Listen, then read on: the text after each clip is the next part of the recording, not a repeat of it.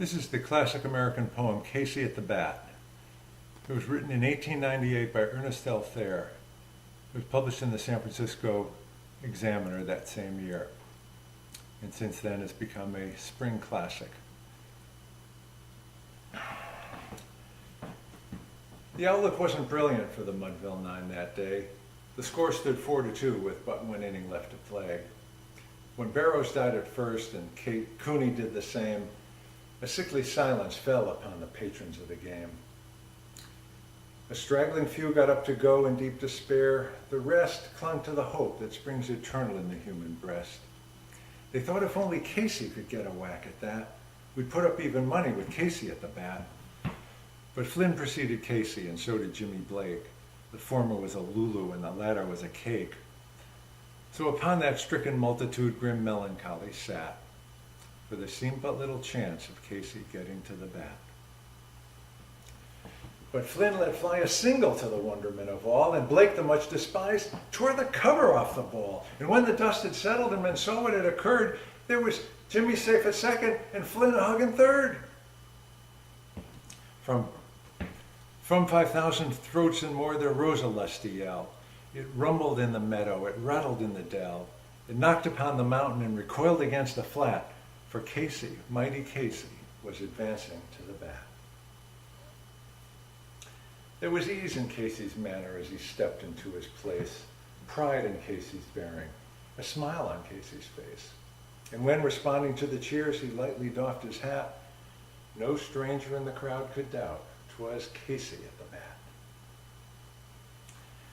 10,000 eyes were on him as he wiped his hands with dirt. 5,000 tongues applauded as he wiped them on his shirt.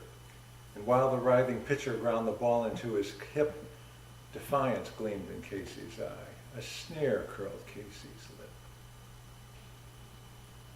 And now the leather-covered sphere comes hurtling through the air. And Casey stood a-watchin' in haughty grandeur there. Close by the sturdy batsman, the ball unheeded sped. That ain't my style, said Casey.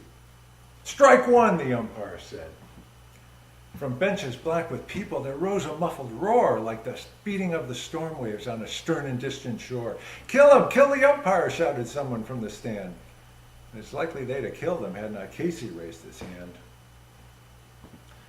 With a look of Christian charity, great Casey's visage shone.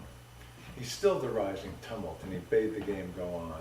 He signaled to the pitcher and once more the spheroid flew. But Casey still ignored it, and the umpire said, Strike two! Fraud! Cried the maddened thousands, and the echo answered, Fraud! But one scornful look from Casey in the audience was awed. They saw his face grow stern and cold. They saw his muscles strain. They knew that Casey would not let that ball go by again. The sneer is gone from Casey's lip. His teeth are clenched in hate. He pounds with cruel violence his bat upon the plate. And now the pitcher holds the ball. And now he lets it go. And now the air is shattered by the force of Casey's blow.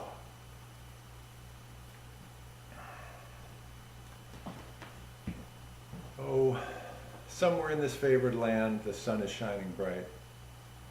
A band is playing somewhere, and somewhere hearts are light.